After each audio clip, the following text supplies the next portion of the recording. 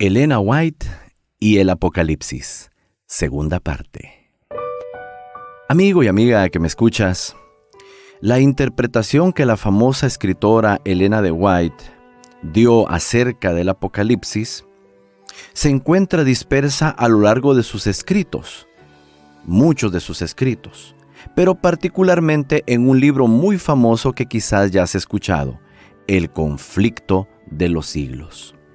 Los ejemplos que aparecen a continuación siguen el orden de los textos de Apocalipsis a los que se aplican, comenzando con el capítulo 1 y terminando con el capítulo 22.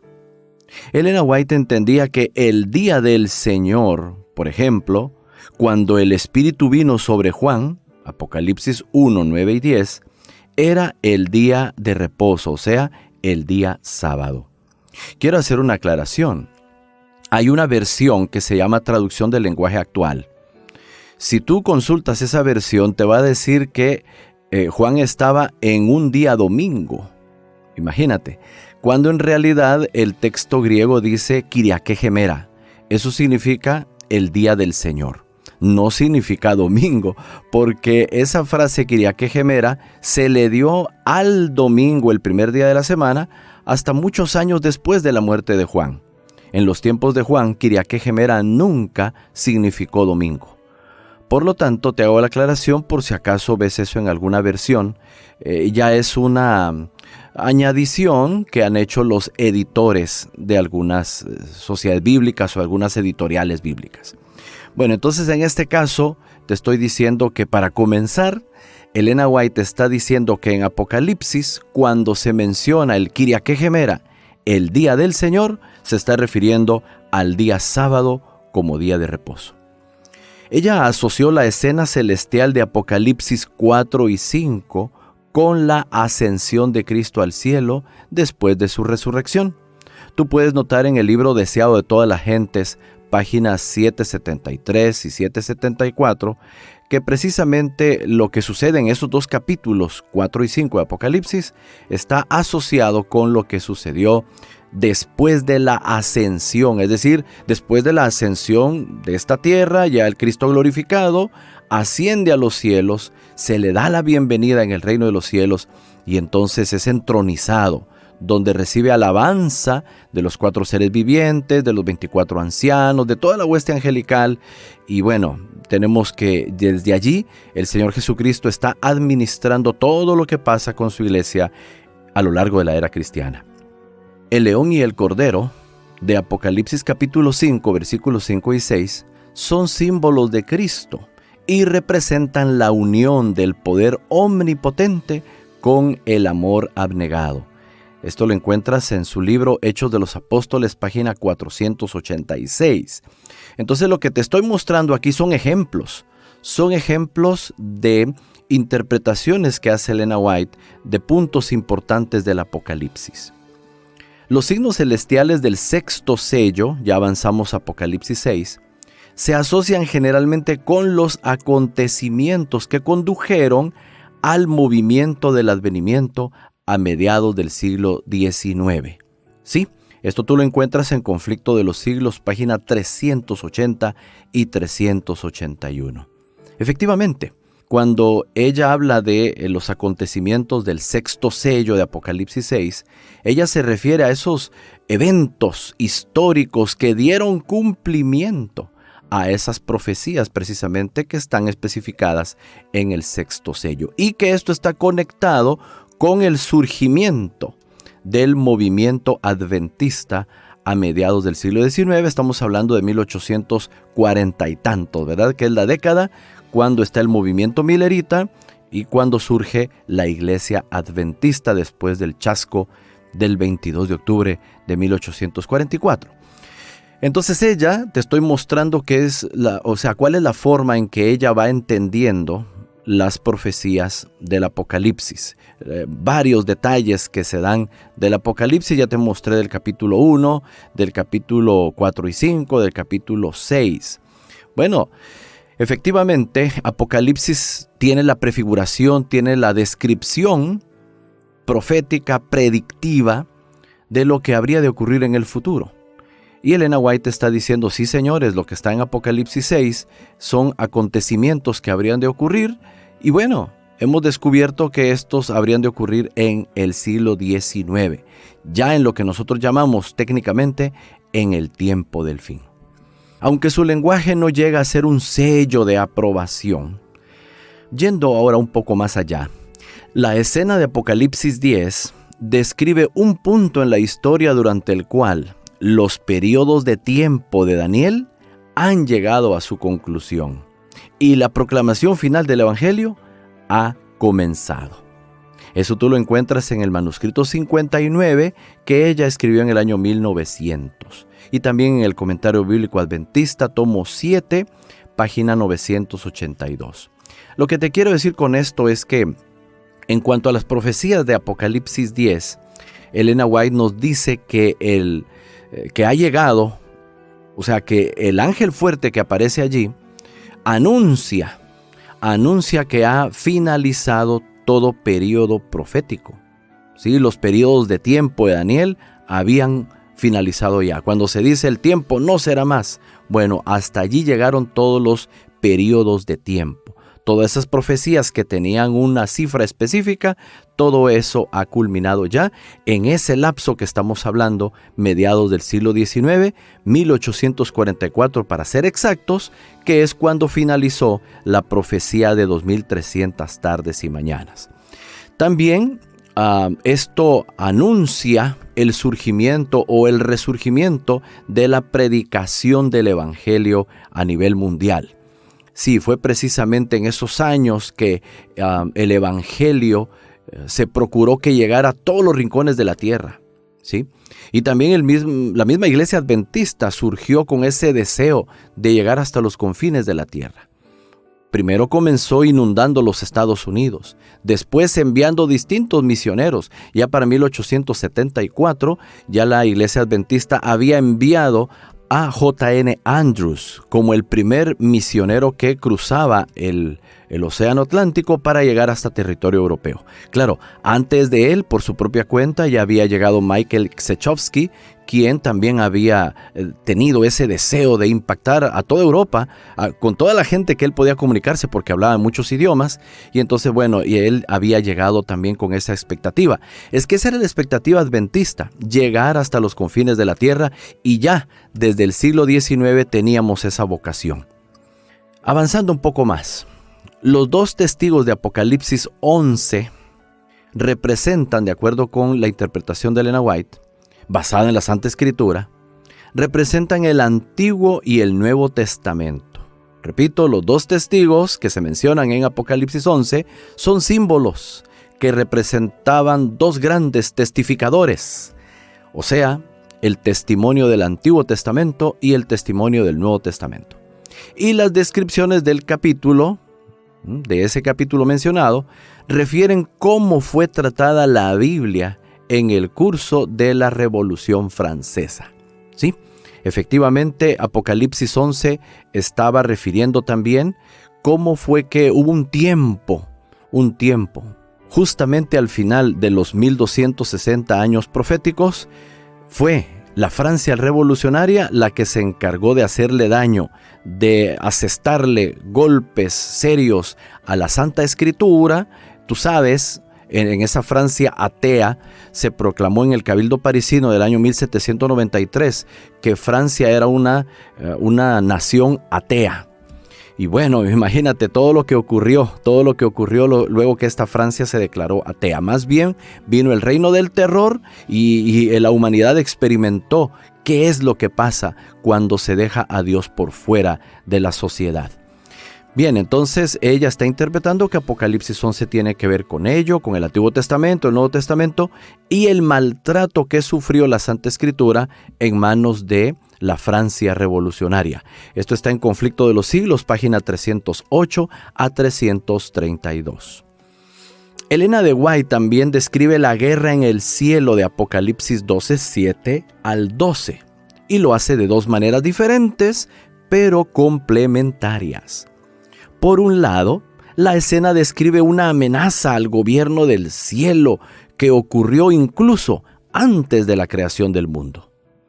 Satanás y todos los ángeles que lo siguieron fueron echados físicamente del cielo en ese momento.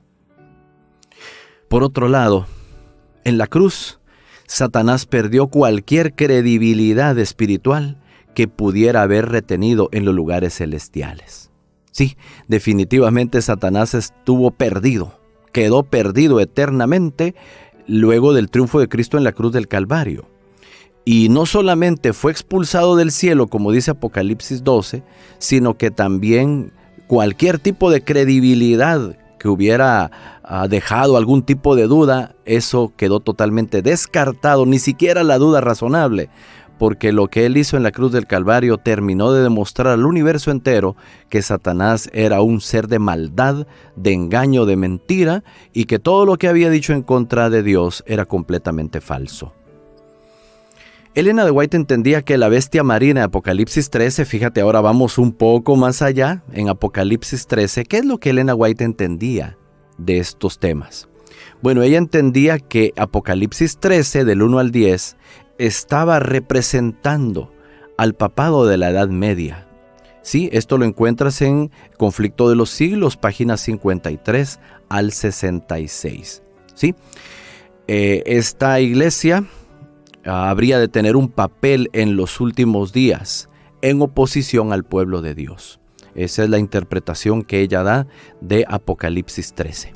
Mientras que muchas de sus declaraciones en contra del liderazgo de la Iglesia de Roma son fuertes para los estándares actuales, otras advierten en contra de personalizar la propia oposición al papado. Evangelismo, página 577 y 578. También reconocía que deben considerarse el tiempo y el lugar al expresar esa oposición. En otras palabras, mis queridos hermanos y hermanas, nosotros tenemos que ser cuidadosos. Si bien es cierto, creemos que el poder de la Iglesia de Roma medieval principalmente está en la profecía, debemos ser cuidadosos y hablar a personas de otras denominaciones con amor cristiano. Y no podemos decir las personas de tal iglesia, todas son así, porque hay muchas personas que están en otras denominaciones porque no les ha llegado la verdad, porque nosotros mismos no hemos llegado donde ellos, porque ellos están intentando ser fieles a lo único que han conocido. Entonces, exhorto en el nombre del Señor a todos mis hermanos a ser amorosos, a referirnos a otras personas de otras denominaciones con respeto y con amor. Cuando hablemos de los hermanos dominicales, evangélicos, testigos de Jehová, los católicos, hagámoslo con respeto, ¿sí? Porque una cosa también son los dirigentes y lo que han hecho en el pasado, y otra cosa son las personas individuales, los miembros de iglesia, los cuales muchas veces disienten de algunas cosas que han hecho sus dirigentes, o como dijo el Señor Jesús, son ovejas que estaban en otros rediles, que están en otros rediles, y a estas hay que saber atraerlas, pero con cuerdas de amor, no con latigazos, sino con cuerdas de amor, con educación, con respeto, porque todas las personas tienen derecho a profesar la fe que deseen, ya sea que no sepan, ¿verdad?, mucho acerca de la Biblia, o que estén allí a sabiendas de la verdad. Bueno, es decisión de cada cual.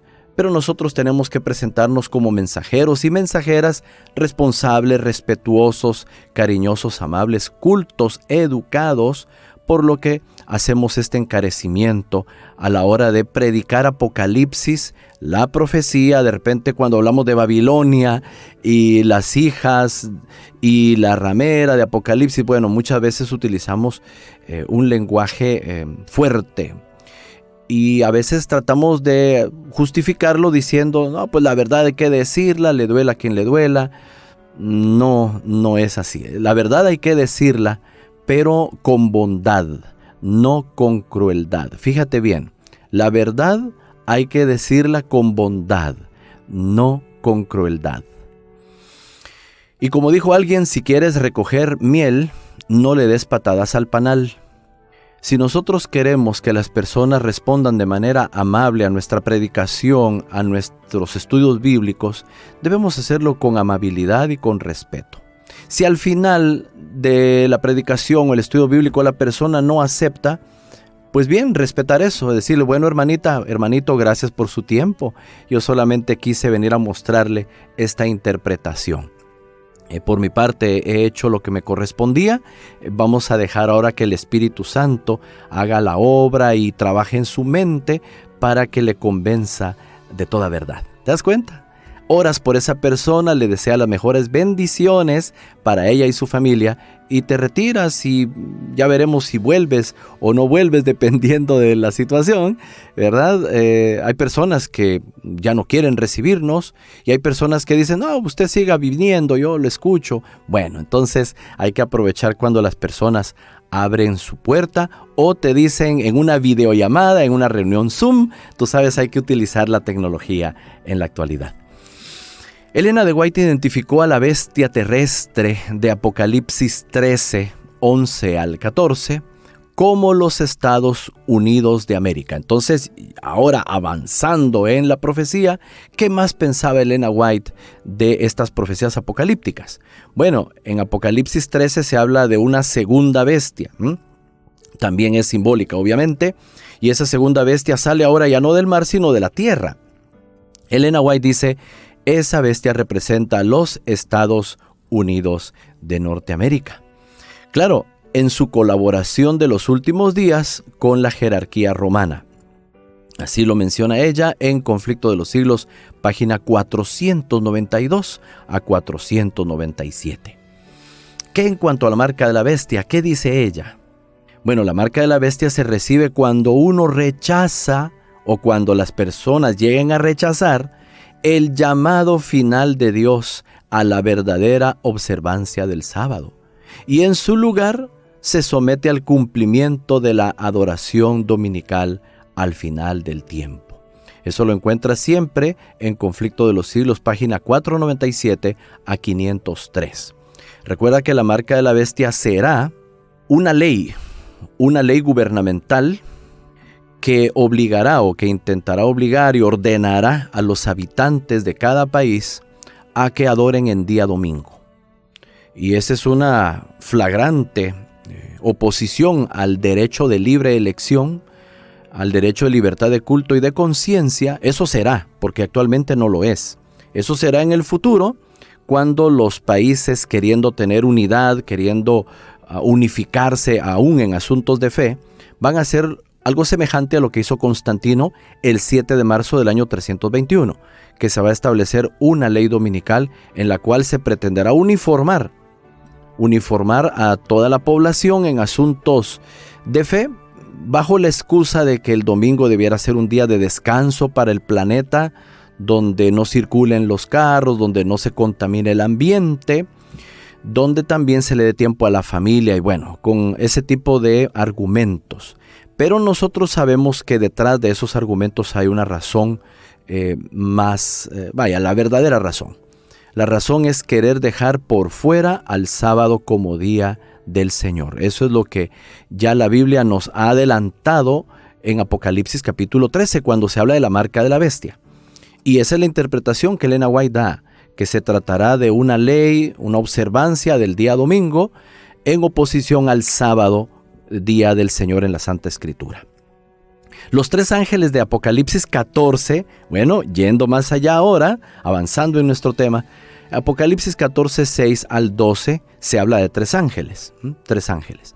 Ella dice, Elena White dice, que representan a quienes creen el mensaje de Dios del tiempo del fin, quienes difundieron el último mensaje del Evangelio por todo el mundo. Los tres ángeles, entonces, son símbolos de los creyentes en el advenimiento, de los creyentes que manejan la profecía en el tiempo del fin y quienes van a difundir el último mensaje, el último llamado de amonestación al mundo antes de que Cristo venga. Esos tres ángeles representan a ese movimiento